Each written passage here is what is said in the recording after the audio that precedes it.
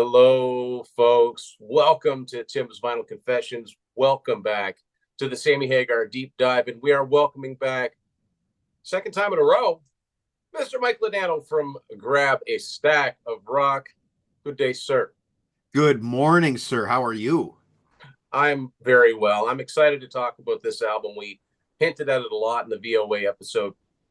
It's a very unique situation, and for a lot of reasons. Yes. And I have to say that, in chatting with Mike, I learned something about this album that I've been familiar with for, pretty much since it came out. So, of course, the deep dive tied in with Red on Black, Listener's Guide to Sammy Hagar. We're talking about his 1987 album, whatever you choose to call it. And I thought, you know, well, Mike talked about it. He said this is one of his favorites, and I want to get this out of the way right off the bat. I know the answer to this, but Mike, explain to the folks how you came to have that custom yellow CD tray. So, as viewers may have picked up by now, I used to manage a record store from 1996 to 2006. Multiple stores, actually, but for a certain period of time, we actually carried these colored jewel case spines. We sold them for like, I don't know, 99 cents a piece. The other alternative way to get these colored spines was this, a used CD came in that had a cool looking colored one, and I'd be like, swap. And but this one was purchased, I think. We had like a rainbow selection of colors available. And that's what I did. I thought it looked really sharp matching the spine there. And yeah, that's the story. That's a custom, I guess you would. Yeah, that's not how it comes. Right. I've got this here. Probably got the same version. Mine's the U.S. an original U.S. version. As a matter of fact, regretfully, I've said this before. When I first bought this, I think I bought it in '92, but it had been, sitting for a long time in this particular store. It had its long box on it, and I didn't keep my long boxes. Now, in case you're wondering, what did the long box look like? The long box looked like this. Right. There's the This was the cassette. long box cover. So this is the first version of this that I got. This is actually the first actual Sammy Hagar solo album I got. I'd had one previous to it, a truck stop tape. All can be explained in my Hagar book. But I found this at a yard sale for $3, and it had only been up for a year at this point. Now I already knew a couple songs on it, so that was a pretty good get. But it had this weird. Every copy of this I've ever seen has this weird wraparound cardboard sleeve, and the rest of it's just a standard, cassette. But my Standing Hampton cassette was like that too. I don't know Really? why they decided to, yeah, the whole thing wrapped around. And after a while, usually the used copies, you'll see people have mashed them in. You know, I used to do the dumbest thing with my cassette singles. I would take a cassette case and bust all of the whatever you want to call it, these the Forks, point, yeah, tongs. yeah, the tines or whatever. I'd bust all of those out, force feed the cassette single into anyway. Crazy. So yeah, that's this is Tim, Sammy Tim, Hagar's album. I'm What's having a up? reaction. I know. I think about it now. I was like, I can't believe I did that. But there is something worse. We're not even on our topic yet, but this is how Mike and I are. There is something worse that I used to do. When I would get, oh, you're not going to like this. I don't like myself for it. I can't believe I did this to one of my CDs, especially when I would get an import CD, like a Japanese import. Oftentimes, for those that have never had a Japanese import CD, so here's the front of the CD. Now here's the side. Usually, an import CD would be in Japanese on this side and English on the other.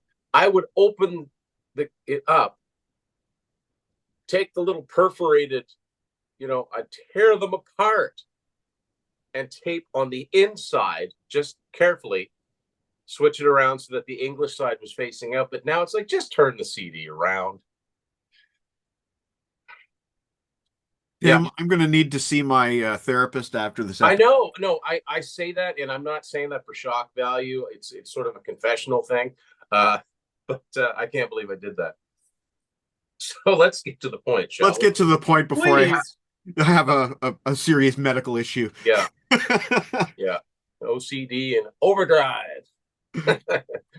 We're talking Sammy Hagar's 1987 album released in the summer of 1987. And of course, this is post Sammy joining Van Halen.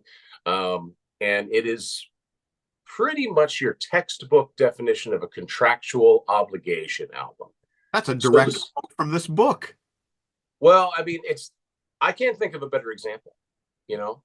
A lot of times an artist is leaving a label for another or something, and they owe the company one more. It happens all the time. Yeah. But in this case, Sammy, as a solo artist, was signed to Geffen Records. He joins Van Halen, which is a Warner Brothers act, even though at the time, Warner Brothers distributed Geffen Records. However, and I'm not saying they owned them, but I'm saying they were definitely tied together. But David Geffen, he had I would say the company invested a lot in Sammy, and it was starting to pay off. It was just starting to pay off with VOA going platinum. I mean, Standing Hampton 3-lock box, everything was on the ascent. But with VOA, he finally had a platinum album and could do fairly well as a headline act in the US. So once you get to that point, any smart record label's not just going to that's okay. You go play. You go play with Van Halen. Have fun. Pat him on the head, send him on his way. And they're like, no, let's talk about this. So the arrangement was made. The first indication that something was happening was that if you look inside, I'm not sure if the reissues have it or not, but if you look inside 5150, it will say in the credits, Sammy Hagar solo recordings are available on Geffen Records. That's there for a reason. So they worked out a deal somehow where Sammy would owe the label one more album. And in saying that, you would think that it would be a complete throwaway. Just rattle off a bunch of songs, chuck it out. I mean, if Sammy wanted to, he could probably have scraped through the outtakes of previous albums and spat out an album. But he didn't. He came up with what I think is a much better album than VOA, front to back. Okay. Hot take. I think VOA is front loaded with its best songs. Pretty sure I said that. There might be an episode on that. I think there may have been. There, side one, I think, is vastly superior. I think that this album is not perfect, but I think it's a pretty strong album. Now, before we get into the songs, I want to get into the sort of messy situation of the title. So for the second time in Sammy Hagar's career, he puts out an album that is just simply self-titled, neither of which is a debut, which drives me nuts. But for some reason, this album had a title. The title did not make it on to the original pressing of the album. Apparently, there was an MTV contest. This is anecdotal. I've never seen any direct things. I'm sure maybe they're out there. But people were encouraged to submit possible album titles for this. And the winning submission was I Never Said Goodbye. So that's what this album is actually called. But for some reason, they'd already, like I said in the book, somebody was asleep at the switch there, because that's just it kind of reeks of not caring, not keeping your eye on the ball, like not taking care of, it's like the brown M&M. Somebody didn't check things closely enough. You let an album out without a title. And so around 1992, okay, let me back up. Around 1990, I started seeing this album in delete bins. Already. So I was like, well, that's weird, because I thought it was fairly successful. I knew it wasn't a blockbuster, but it went gold. But now I understand they were clearing out the old stock because they reissued the cassette and the CD. They weren't making vinyl at this point that feature the title I Never Said Goodbye. By the way, this is my vinyl version, which doesn't have a title, but the front, the cellophane had this clear plastic, and I actually did a pretty good job putting it in a good spot, I think. Yes. On the sleeve. Same thing with the back, with all the. So there was no text on this at all. This is a Canadian version. And down here in the corner, There it is is. what the cassette is what I thought was the front cover having the cassette. So this I bought this around 1990. So this was my first indication that well, what I thought was the cover actually is because to me, and I think Mike will agree with me, what's on the vinyl, that's the cover. It's kind That's of like generally yeah, canon, as I it's like say. Dawkins Tooth and Nail. Anybody that knows that knows that the CD and the vinyl has a completely different cover than the cassette. But anyway, Right. we are so far into the weeds now. Yep. Let's get into the album. By the way, Sammy had he brought back. Let me think now. He brought back David Lauser and Jesse Harms from his previous band. He did not bring back Bill Church because he had someone else playing the bass and Yeah. co-producing this album. Some guy named Ed. Eddie Ed, something. yeah. That was really cool for me. Eddie Van Halen playing bass. Um, hey, my bassist is Eddie Van Halen. Like, come on, like that's just craziness. But Yeah. he's a pretty darn good bassist, I might say, um, and a pretty darn good co-producer for that matter. And Good sounding album, I think. it's a good sounding album. This is Happier Days when Uh, Eddie, it, you quite can tell that there was a real spirit of teamwork here. As a matter of fact, we're going to get to a song that I didn't see the video for many years later until YouTube, but it starts out with Sammy and Eddie talking.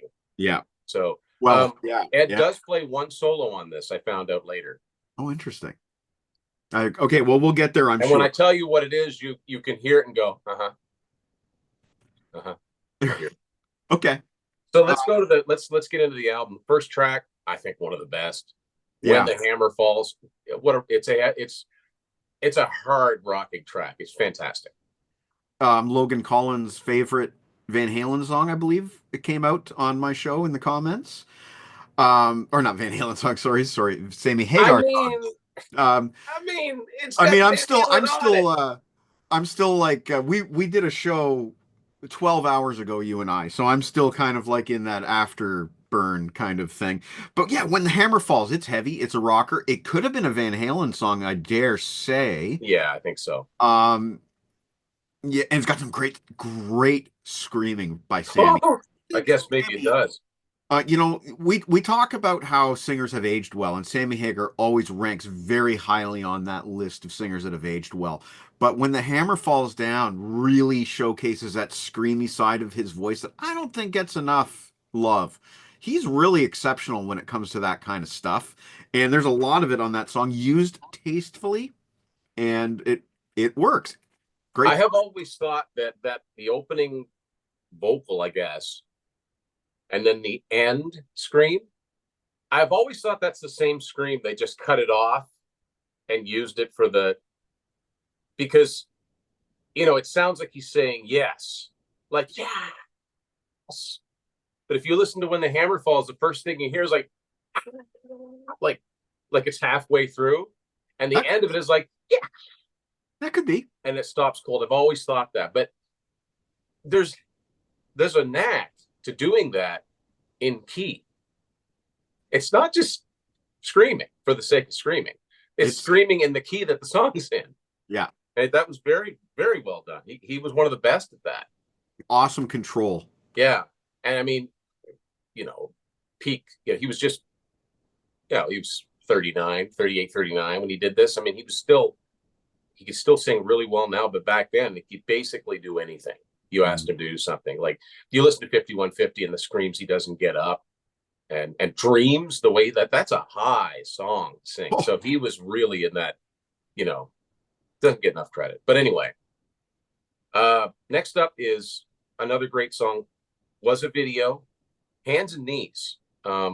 It's a slower song, kind of mid-tempo, but I think it's really good. okay, so I was talking to Jen last night a lot about the spring of 1987. That was my grade 10 year, and I wasn't happy. I was seated in front of a bully behind me, but something about this song, something about this song just it soothed me. And I couldn't explain it to you, but I would come into school with that song in my head, and I would just kind of keep that song in my head, and it just kind of kept me sane. You And know, mm, I can relate to that, Mike. I I can relate to that, and here's how I relate to it. Not necessarily this particular song, but you get a cool song in your head, and no matter what idiot is giving you crap at school, you're like, this music in my head is so much cooler than you are. You have no idea. Yeah. And the So music yeah, I video. can relate to that. I want to talk about this music video because I think there's some intent here to make sure everybody knows things are cool in Van Halen. Sammy Hagar's not leaving Van Halen. Everything's cool. So it starts with Sammy Hagar being like, I want to jam. And he shouts over to Eddie, who is like living next door. He's like, Yeah, over and jam. And like Eddie's like, no, man, I'm going back to sleep. And then he calls up Michael Anthony, and Michael Anthony's like, what? Huh? No. Calls up Alex Van Halen, and Alex is like, nope, I'm too busy. He can't get his band together to jam. So he plugs in a bunch of robots, and they're like, burner, yeah, burner, and it was yeah. It's cool. It was well done. Creepy too. I think I don't remember. It's been a while. I think Sammy ends up demolishing the robots at the end of the video yeah. anyway. It's like I said, I never saw. I didn't know there was a video for the song until like YouTube. I had no idea. Much Music never played it. They played it. They played it because I mean, I was sitting there. I Oh, hit record, must have been on like once, and I happened to miss that one time. but I got it on tape, and Yeah. therefore it became something I watched very frequently. Well, like I said, Mike and I probably would have hung out if we lived in the same spot back in Yeah, the day. But guaranteed. I do mention something in the book about this, how there's a little similarity between this and a previously released song by another band. Um, and it's a band that Sammy would have been well aware of, obviously, Bay Area. But the chorus, hands and knees, reminds me of a song on Y&T's In Rock We Trust album called Life, Life, Life, which goes, life, life, life. That's it. That's where it begins and ends. It's just a phrasing thing, but a good song. It's got some percussion in the middle of it from Omar Hakim, Hmm. legendary, you Yeah. know, drummer. I happened to see him in 2015 with Journey because he was deputizing for them then. But so next up is we both have a single to this, but we both have variants. The Right. most successful song from this album was a number 23 song, got a fair bit of airplay, Give to Live. So I've got a standard US sleeve. I want to point something out to folks in the States. This was a store that I used to shop at regularly on the US, crossing the border. It was a little department store called Ames. And this single has an Ames price tag on it. This single costs $1.77. So, and the flip side of this is actually When the Hammer Falls. So Mike's got this 12-inch version. There's a reason he sought this out, and it's something that I was not aware of. So I'll let Mike take it from here. Okay, so I guess we will actually be talking about this song itself in a little bit, but I'm guessing that okay, backing up a bit. I like to write music reviews, and when I reviewed this album, I went on Wikipedia to easily grab all the credits and all the track times and everything else all in one place. And then I noticed a note that said that the track Standing at the Same Old Crossroads, which on the album is basically just a slide guitar intro, there's a full length version of it. And it's on the B side to this 12-inch single, Forgive to Live. So, Tim, I sent you this track. I don't know if you've heard it yet. It's a lot more slide. It is a full Yeah, I length mean, track, but this is just my speculation. Uh, I don't think it was ever really a complete song. Like what I no, sent you is a full length track, but it's not a complete song. So I think somebody, either Sammy or Ed, said, "Listen, let's just use this as an intro because it's not a track. It's not a full length track." So I think a that's what. great showcase for Sammy's Oh yeah, guitar. He doesn't get enough very credit as a good guitar slide player. work. Yeah, And you don't hear that necessarily a lot, is Sammy playing slide so liberally, maybe a little bit. except in Chickenfoot, he would do the intro to Bad Motor Scooter live, but Gotcha. that's about it. Yeah. Yeah, so that's the Give to Live single. And to sort of contrast with Hands and Knees, I never saw the Give to Live video on See, much, I saw it a lot. Much Music played it a fair bit. They did but they didn't because play it on the Power Hour, which no, I saw it I on regular yeah, rotation. Now, not a lot, and maybe like for a couple of weeks, but enough to get it recorded. And it also has a non-musical intro, which I always thought was kind of funny. It's got Mark Goodman, one of the original MTV VJs, which is surprised. Much Music played it, whatever. he comes on and there's a guy and his girlfriend sitting on a couch watching MTV, and he says, and now we have the new video from Sammy Hagar, Give to Live. And the girl goes, oh no, not the old Sammy Hagar car thing. And the guy's like, hey, I dig Hagar, let's watch it. And then it cuts and it goes into the song. And it's the song is the video is basically Sammy like by himself with a guitar playing miming guitar where there is no guitar, because there's one part where he does the bass part right before the first vocal. He does that on guitar, and it's like, anyway, and he's running and he's jumping, and it's a pretty typical Sammy Hagar motivational type of ballad, right? Anyway, I think it's a nice song, and it's got a really uplifting sounding chorus. Like that chorus is even if it may be nonsense lyrically to some, I think it's a really good sounding chorus. yeah, yeah. And like I said, it was a number 23 for an album to go gold and have a number 23 hit.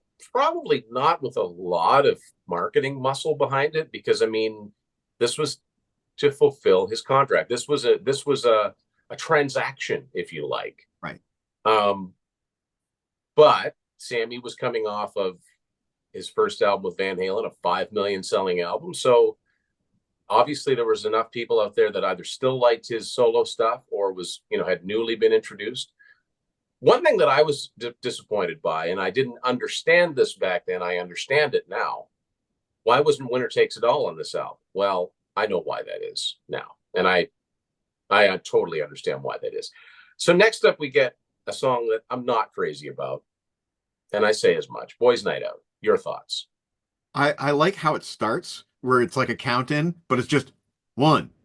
And then the song goes. I don't mind Boys Night Out, honestly. Something about this song has always bothered me. It has I call it one of his raw party numbers. It is. There's no question of that. But it has a horn section too. Like it's not just exactly. It has a horn. It's like I don't know. I find it fun in the same. I don't know. I just I don't know. It's not. It's okay. It's not smart. It's not clever. No, it's kind of a silly song. It's a bit shouty. Like, yeah, it's. Twisted Sister put out a whole album of songs like Boys Night Out the same year. Okay. But I like this. Actually, like that album. But anyway. Well, there's a song in there called "I Want This Night to Last Forever." There's another one. There's some horns on that album too. But yeah. I like it, Tim. We're gonna have to differ on Boys Night Out. I'm sorry. I'm not gonna claim that it's Sammy's most profound song, but it's kind of like I understand what you're saying, and it's also kind of like we're both Kiss fans. We are. For me to say a Kiss song is silly, there are so many levels of silly. You have to accept a certain amount of it, but sometimes it's too much. This just tips it over for me. I don't know why. Okay, fair. So now, because we're going to get there with me too. I'm sure we will. To be fair, now the next song, side one closer, Returning Home, was never a favorite of mine, but not because it's silly. I don't know. I can't put my finger on it. I've never liked it either. It's actually quite an ambitious song. It's got an a cappella intro, and musically it goes through all these changes, but I don't know. I just never cared much for it. Okay. This is a space, and by the way, this is a space song. Right. So I love that stuff, as we've established on past episodes. I don't like the a cappella "Once Upon Returning Home." I don't like it. I'm sorry. I don't. It's well done. And it's repeated. It's to quote my buddy Tim Derling, repetition. It's repeated too much. That "Once Upon Returning Home." Yes, I think sometimes. I think you have to be so careful, and some bands, some songwriters are so good at this. They don't give you the hook too many times. They give it to you just enough to want to hear some more. Right. But then there's some people that, it's like they come across something like, oh, this is really good. Let's bring that back a lot. And it's like, it's not that good, guys. Not though. You could have done it twice. But after the third, fourth, fifth, sixth time, you're like, okay, we get it. Once Upon Returning Home. I wouldn't There even you, call it a hook, Tim. It's not even the hook for me. To no, me, not really. No. there's other hooks in the songs. Like I really like the keyboards or programming, whatever it may be. The Yeah. and I also really like the outro. Yeah. Yeah. You know, Yeah. Yeah. but There's, the there's song parts of it. itself, no. There's parts of it I like, but yeah, it's not. So anyway, next side two, as Mike already mentioned, it's stand at the same old crossroads. It's basically a blues intro, slide guitar, and Works um, better that way than it does. yeah, I think so. I think, and that's smart arranging. That's knowing that you don't have a complete song, but knowing you've got something that can serve as an intro, and that's not something that Sammy would do that a little bit. I'm thinking of the Danger Zone album, but didn't do it a lot. Most standard rock guys didn't. Right. But this works, fading out and going into the next song, Privacy, which is, you know, a lot of bands have done this. To me, this is a nod to Radar Love I by was going to say Golden Radar Love. Earring. I mean, it's got the It's absolutely Radar Love. uh, I mean, you know, Coney Hatch did it too with Fallen Angel. Yeah. Andy Curran has said as much. You know, he Good track. I loved like, Golden Earring, but but I love Privacy. yeah, me I too. think that's a good track. I really, yeah, I like this one. Sammy would revisit this sort of thing, this sort of musical style, many years later on the album Space Between from 2019 with the song Chump Change. It's got the same, it's got that shuffle and you know on the snare and but Now, yeah, I like the lyrics. I like the lyrics. There's some there's some real fine wheels there. I bet you paid through the nose. I don't know. I like it. there's one bit though that does remind me of Eddie Van Halen, and it's during the chorus. And there's this one guitar part where it sounds like he's pulling up on the whammy bar, going. Could very well be. And That's I'm not the part. That's not what I was referring to, but that okay. could very well be. I mean, yeah, it would have been really easy to say, why don't you just have Eddie play the guitar on it? I think that would cause confusion. I think if anything, Eddie might have said, "Hey, Sammy, why don't you try one of those things?" And okay, Eddie, stuff like that. It Yeah, was probably. I mean, those guys, they were constantly shooting ideas back and forth. They had a creative chemistry that started off with like not just a spark, but a flame, I think so. and it continued. It spilled And I over. don't care. They just gotten off that massive tour, but they had still all this creative energy boiling over, and here, it spilled into this. Yeah. And I don't care what anybody says. You can like the music or not like the music. How many bands were able to do what they did? Replace their singer and still be successful? No, it wasn't. No, they didn't sell as many albums. No, they don't have any diamond albums with Sammy. They got a 5 million seller. They get nothing less than platinum. Most bands, you replace your singer, goodbye. Listen, Tim, I don't think Van Hagar needs any defense. I think Yeah, no, his I'm record just speaks for itself. I yeah. think, There was definite chemistry. I mean, if there wasn't chemistry, you could have the best singer in the world. Well, that's my opinion. You've got one of the best singers in the world, but if it didn't click, they wouldn't have lasted as long as they did. dude, they were living next door to each other. Yeah, yeah. No, This there is was there this was is there was not chemistry just there on a personal level and on a yeah. creative level. Like So I know. next, Sorry, I just want to complete that thought. I know that you said that this is the textbook contractual obligation album, but this is the one way that it is not. That those two guys were just yeah, living and breathing music every day. Like yeah. Sammy would say, 3 in the morning. Eddie would come over and like, I got an idea. Let's jam. Here it is. You're hearing And it. the idea would be like finish what you started, a big hit. Yeah. It wouldn't be just like I got this little doodly thing, Yeah, throw some exactly. lyrics on it. So Anyway, yeah, sorry. no, there was even yes, it was an obligation. Like I said, it's a transactional thing. Sammy was not going to do a solo album. Right. He was not playing. He probably thought to himself, he'd never do another solo album, right? He hoped not. And He hoped. so here we go. He still had ideas that didn't necessarily fit with Van Halen, and I'm guessing Eddie probably thought, okay, he's got to get this done so we can move forward. I'll help him with this. We'll get it done quicker. Yeah. So next up, we have Back Into You, very commercial song, co-written with Jesse Harms. Surprised it wasn't a single. Yeah, it's an easy single, and it reminds me a lot of the sort of pop rock moments on VOA. Yeah. I think it fits right in there with those songs. I like Back Into You. Um, I think it's And we talked about this last week. I don't think Sammy Hagar's a heavy metal artist. I really No, he don't. never I was. think He said that. He never was. He has a song called Heavy Metal, and it never made any sense. right. He is a pop rock singer. He likes Yeah. hooks. He likes He melody. likes hooks. He likes sunshine. He's a positive, upbeat guy. Yeah, he was never a metal guy. He could rock very hard, but he always had an eye towards pop. If his favorite artists would never be the heaviest of, although like, he loves every kind of music. I remember him saying he liked stuff like Tool and Nine Inch Nails, and he's like, when I hear dark music like that, it makes me jealous. It makes me want to write music like that, but I can't. So He's a beach guy. yeah, yeah. So yeah, very catchy song. Really surprised it wasn't a single. But the next song was I think the only other single from the album, and a song that Sammy would do acoustically with Van Halen many times. Eagles Fly. Yeah. Now Well, he did this Used to song, Live as well a few yeah, times, but this reached the lofty position of 97 on the bill. Maybe it was 87. It was pretty low, it deserved better. Yeah, and I could be wrong. I don't think there's a video for this. I thought there was, but I might be wrong. What I can tell you though is when I ordered this album from Columbia House on that day in 19 whatever and heard Eagles Fly for the first time, I would say it was the one track that jumped out at me as, whoa, this needs to be a hit. It has that really awesome chorus. Sammy's hitting some of those higher notes that you talked about earlier.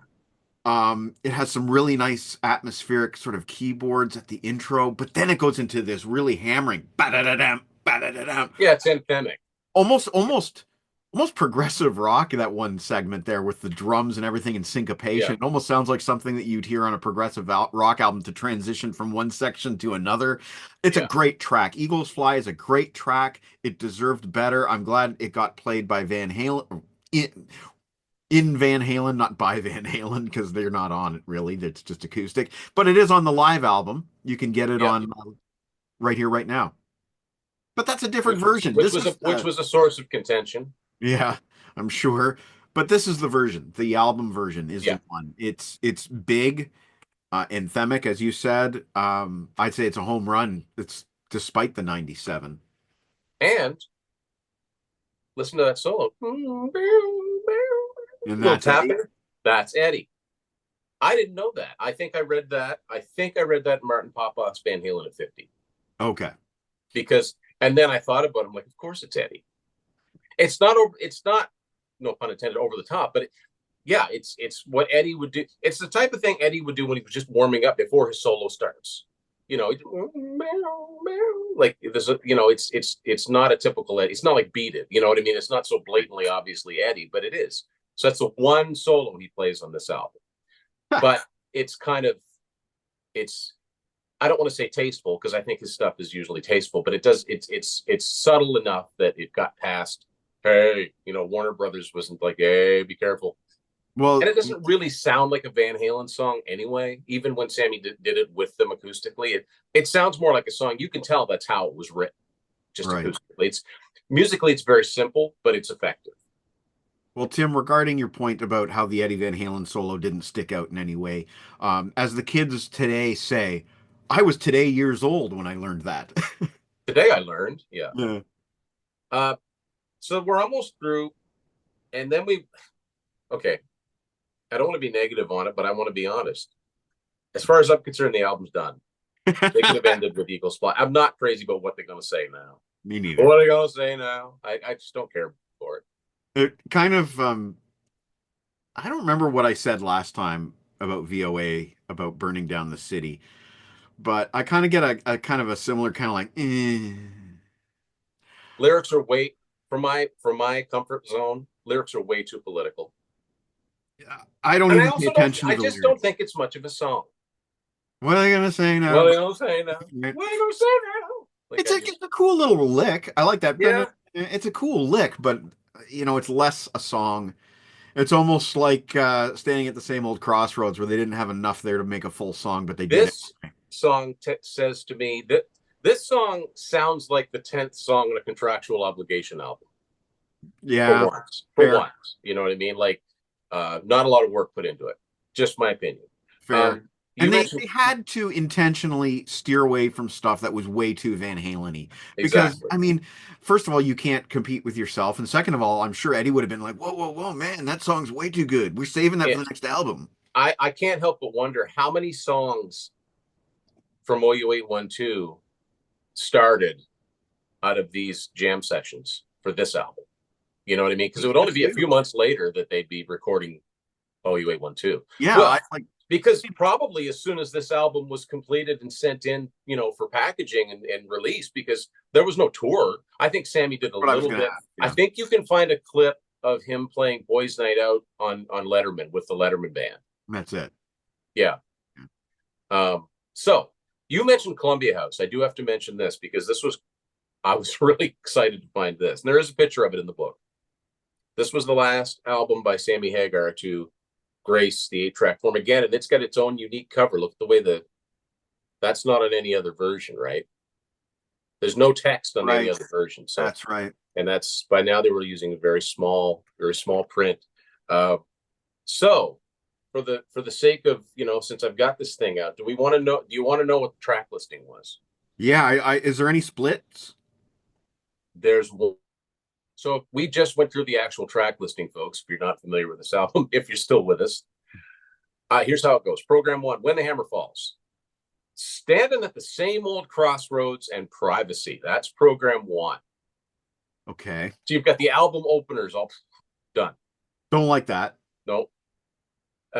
Program 2, Boys Night Out, Back Into You, Hands and Knees Beginning. They broke up one of the best songs on the album. Program 3, Hands and Knees Conclusion.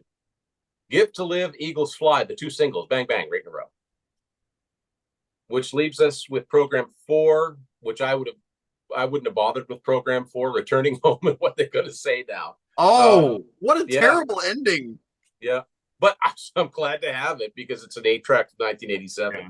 But yeah, so there you go, folks. That's I Never Said Goodbye, or Sammy Hagar 1987, or Sammy Hagar, whatever you want to call it. Another thing that just occurred to me, and I wonder if this was a conscious thing too, Mike. Again, not wanting to confuse the issue, because I'm sure there were a lot of people. And we talked about this when I was on your channel that were like, "Oh, good, he's not in Van Halen anymore. Dave will come back." There would have been, right? Right. Because it was a little confusing. Let's be honest. That's probably why there's absolutely no red except for his guitar, which is, it's not exactly loud at being red. You know what I mean? Like, it's not so obvious. I think they wanted to make sure it was like, this is not your typical Sammy Hagar. He's not wearing the jumpsuit anymore with all the zippers. And so I think that's my opinion. He looked like he looked in Van Halen. Also, his hair had grown back out, right? Because he had cut his hair after the VOA tour because he thought he was going to be taking an extended break. That's why his hair is so short on the 5150 pictures. Anyway, what's that got to do with anything? Not much, but it's the latest edition of the Sammy Hagar Deep Dive. Thanks to everybody that supported Red on Black, the Listener's Guide to Sammy Hagar, available through Amazon, wherever Amazon is in your home country. Get it to you in 2-3 days. And my other books are there as well. And Mike's been a huge supporter as well. So, yeah, Mike, thanks for sitting in once again. It was fun revisiting this album because it makes me. I remember, obviously I remember when the singles came out. I didn't have the album then, but when I got the album about a year later, it just makes me remember like I was just getting started on my Sammy Hagar solo collection. And it's a pretty good album, considering it could have been an absolute waste of everybody's time. It's actually a pretty strong album. And other than Eddie being on it, I don't think it's all that different than a regular follow-up album would have been to 5150. Yeah, you're probably right about that. And to me, it feels like a very natural successor to VOA. Yeah. As you have said, Sammy really didn't want to be a solo artist. He wanted to be the lead singer of Van Halen at that point in his life, and the chemistry, as we said, was remarkable. But there's the contractual obligation. I'm glad we got it. Yep. I don't think it did Van Halen any harm. No. I don't think it did Sammy Hagar much benefit in the long run, but we got the album and the fans. I think there's a following for this album. You and I, we have pretty much agreed on every song except for one. And there's a couple of songs on this album that would become staples for Sammy Yeah, and Van Halen and without. So yeah. so there you go, folks. What do you guys all think of I Never Said Goodbye, name the album, whatever you want to call it. Might as well just call it Name This Album. But thanks for watching this edition of Tim's Vinyl Confessions. We will see you all later.